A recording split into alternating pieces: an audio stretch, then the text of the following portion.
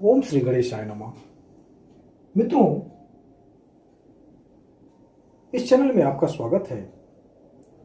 आज हम आपके समक्ष प्रस्तुत करते हैं ज्योतिष के संबंध में जानकारी सिर्फ 5 मिनट में, अर्थात ज्योतिष सीखें सिर्फ 5 मिनट में। मित्रों, ज्योतिष क्या है? ज्योतिष एक कला है जो जीवन के कठिन रास्ते को सरल बनाती है। अब ज्योतिष का ज्ञान यदि आपको नहीं है तो आप क्या करेंगे? किसी ज्योतिषी के पास जाएंगे और ज्योतिषी महोदय आपकी समस्या को देखते हुए आपसे फीस वसूल करेंगे। आप परेशान हैं मगर उन्हें इससे कोई फर्क नहीं पड़ता। आप पूछेंगे कि कितना खर्चा आएगा, तो 5,000 रुपए से कम तो नहीं ही बताएंगे। यदि यह ज्ञान आपको हो जाए तो आप अपने जीवन में आने वाली घटनाओं को जान भी सकते हैं और उसका निदान भी कर सकते हैं। तो आइए, सबसे पहले यह जानना जरूरी है कि ग्रहों के परिवार के बारे में, और ग्रह के परिवार कौन कौन से हैं। तो आपको बताते हैं कि ग्रह के परिवार हैं सूर्य, चंद्रमा, मंगल, बुध, गुरु, शुक्र, शनि, राहु और केतु। ये 9 ग्रह ही इस पूरे ब्रह्मांड के परिवार हैं, ग्रहों के परिवार। और यह 9 ग्रह किस तरह से कार्य करते हैं इसके बारे में हम आपको बताते हैं। सूर्य, ये सूर्य है और सूर्य अपने स्थान पर स्थिर है। यह पूरा ब्रह्मांड घूमता है और सूर्य के चक्कर लगाता है। सूर्य के पास जो सबसे नजदीक ग्रह है वह है बुध ग्रह, और बुध ग्रह सूर्य की परिक्रमा करता है और ये इस पूरे रास्ते से सूर्य ग्रह की परिक्रमा बुध करता है। इसके बाद दूसरा ग्रह है शुक्र। शुक्र जो है, ये शुक्र है और शुक्र सूर्य की परिक्रमा करते हैं, उनका यह रास्ता है। तीसरा ग्रह है पृथ्वी। पृथ्वी का यह रास्ता है और इस रास्ते से पृथ्वी पूरा सूर्य की परिक्रमा करता है। इसके बाद चौथा ग्रह है मंगल। मंगल भी इसी तरह से सूर्य की परिक्रमा करता है, इसी तरह से गुरु और इसी तरह से शनि। यह सभी ग्रह परिक्रमा करते हैं। अब आप सोचेंगे कि इसमें चंद्रमा कहां गया, इसमें राहु केतु कहां गए? तो राहु केतु, चूंकि राहु केतु ऐसे ग्रह हैं जो स्वतंत्र रूप से नहीं है, मतलब इनका कोई राशि नहीं है, इसलिए इनको आप दिन देखेंगे सोमवार से लेकर के मंगलवार, बुधवार, गुरुवार, शुक्रवार, शनिवार, रविवार, इस तरह से जो है ये ग्रहों के अनुसार दिनों के नाम पड़े हैं। अब हम बताते हैं कि चंद्रमा का रास्ता क्या है। चंद्रमा का रास्ता यह है कि चूंकि चंद्रमा पृथ्वी का उपग्रह है और जब हम पृथ्वी के निवासी हैं और पृथ्वी के निवासी होने के कारण चंद्रमा को हम ग्रह के रूप में मानते हैं, और यही चंद्रमा का जो रास्ता है वो सूर्य की परिक्रमा भी करता है और पृथ्वी की परिक्रमा। पहले वह पृथ्वी की परिक्रमा करता है और इसके बाद उसी परिक्रमा के आधार पर वह सूर्य की भी परिक्रमा कर लेता है। तो यह पृथ्वी की परिक्रमा करने पर जो इसको एक रास्ता दिया गया है, उस रास्ते पर चलते हुए चंद्रमा जब अपने उत्तरी कटाव जो पृथ्वी और चंद्रमा के जो रास्ते की जो मिलन है, उस रास्ते के मिलन को कहते हैं राहु और इस रास्ते के मिलन को कहते हैं केतु। इस तरह से यह 9 ग्रह हुए, सूर्य, चंद्रमा, बुध, शुक्र, मंगल, गुरु और शनि, राहु, केतु। इस तरह से ये 9 ग्रह पूरे हो जाते हैं। और इन्हीं 9 ग्रहों के आधार पर हमारे जीवन में ऐसा कोई भी मानव नहीं है इस जीवन में जिसको अपने जीवन के बारे में जानकारी रखने की इच्छा न होती हो। यह सभी ग्रह अपने अपने रास्तों में चलते हुए और सूर्य की परिक्रमा करते हैं, और इन्हीं परिक्रमा मार्ग में ही इनको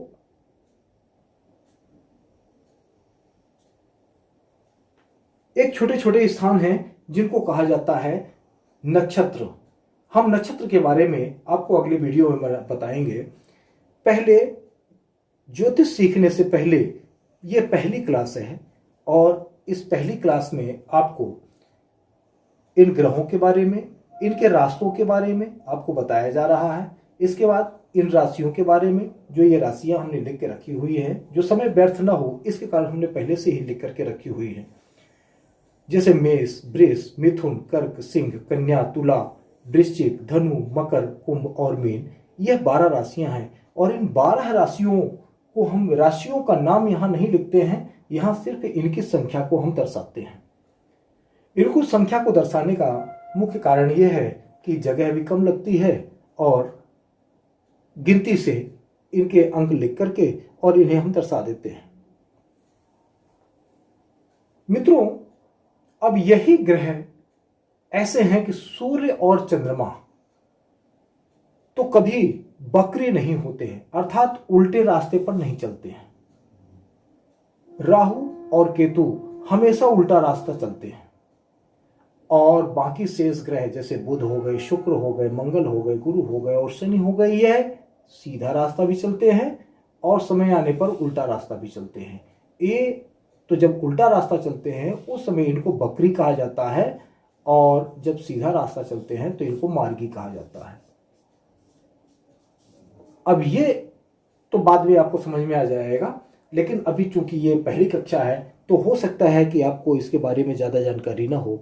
लेकिन मित्रों, यह जन्म कुंडली देखना, यदि आपने ये 5 मिनट मुझे दिया तो आप विश्वास मानिए कि मैं आपको जन्म कुंडली देखना सिखा दूंगा और जन्म कुंडली से आप अपने बारे में और अपने परिवार के बारे में, सबके बारे में जान सकते हैं कि ये जन्म कुंडली होती क्या है और जन्म कुंडली से कैसे ग्रह नक्षत्र हमको खराब समय में या अपनी दशा में आने पर खराब फल देते हैं और अच्छी दशा आने पर अच्छे फल देते हैं।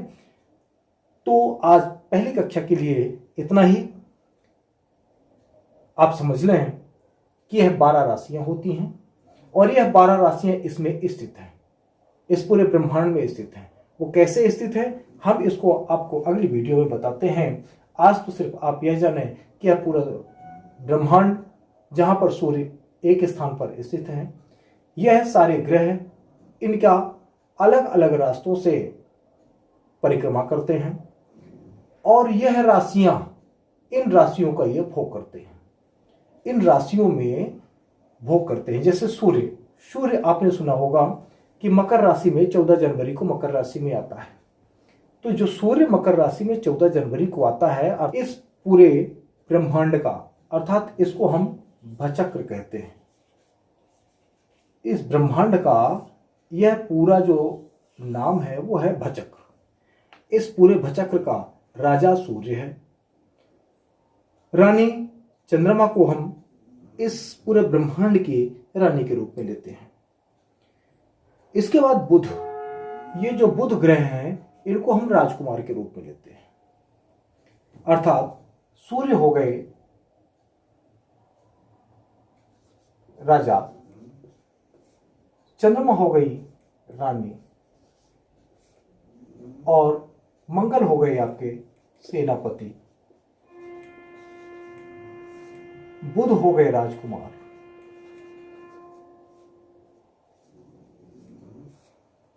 गुरु हो गए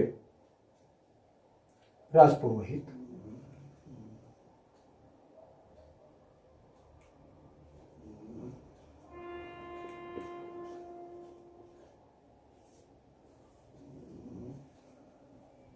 शुक्र हो गए मंत्री, शनि हो गए सेवक,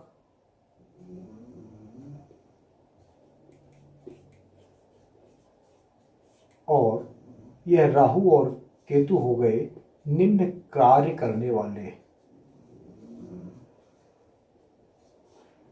निम्न कार्य करने वाले कर्मचारी।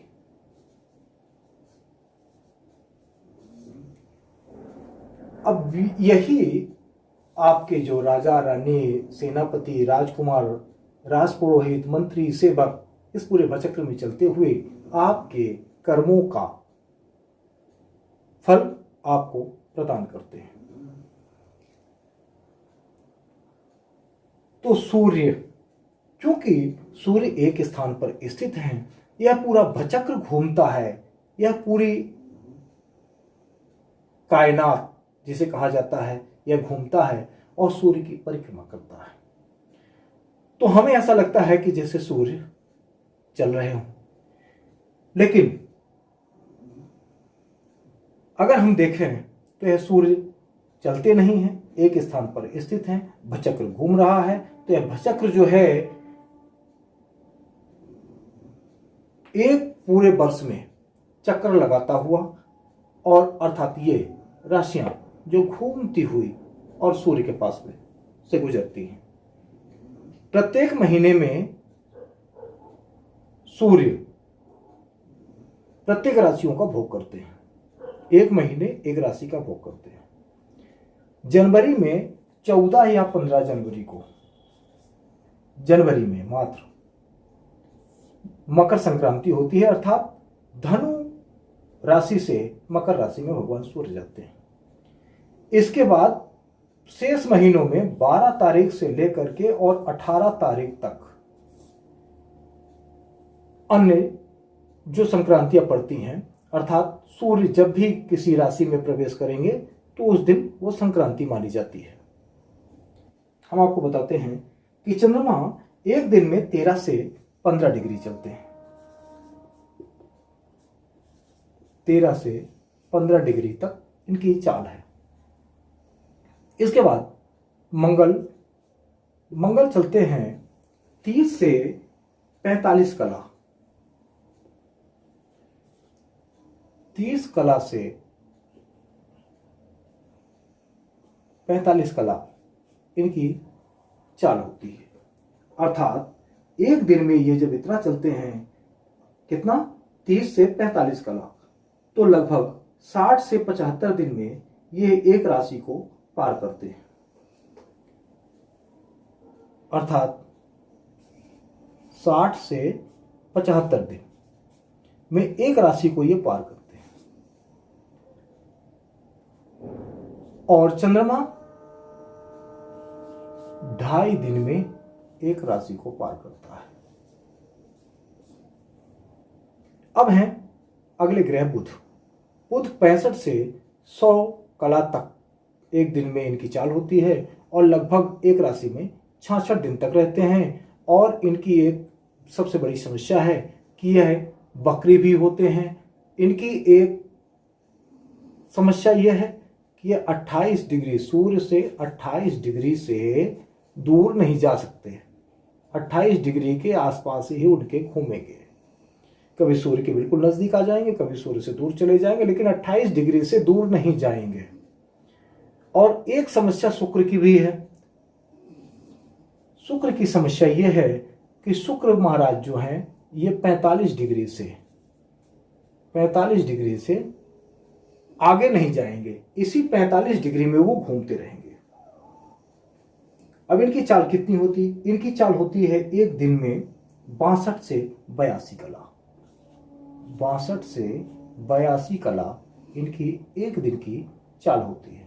अर्थात शुक्र देव जो है लगभग एक वर्ष में, अर्थात 365 दिन में एक पूरा चक्र को पूरी परिक्रमा कर लेते हैं। इसके बाद आते हैं गुरु।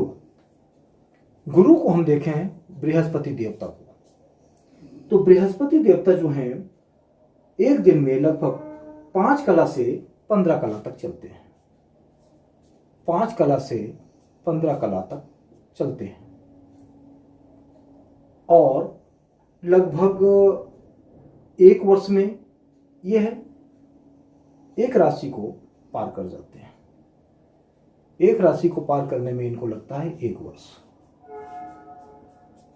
इनकी कोई बाध्यता नहीं है कि कितनी डिग्री से ये बाहर जाएंगे सूर्य के या नहीं, इनकी कोई बाध्यता नहीं है। इसके पश्चात आते हैं शनि, और शनि देवता की खूबी है कि ये 2 कला एक दिन में चलते हैं, अर्थात ये लगभग 2.5 वर्ष एक राशि में रहते हैं। और राहु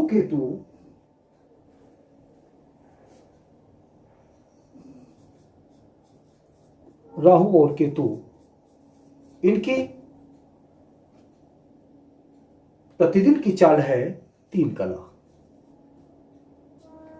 और यह पूरे भचक्र का 22.5 वर्ष में, इस पूरे भचक्र का अगर यहां से चलेंगे तो चूंकि ये उल्टा चलते हैं इसलिए हम इस तरह से हाथ घुमा रहे हैं, अगर सीधा चलते तो हम इस तरह से हाथ घुमाते।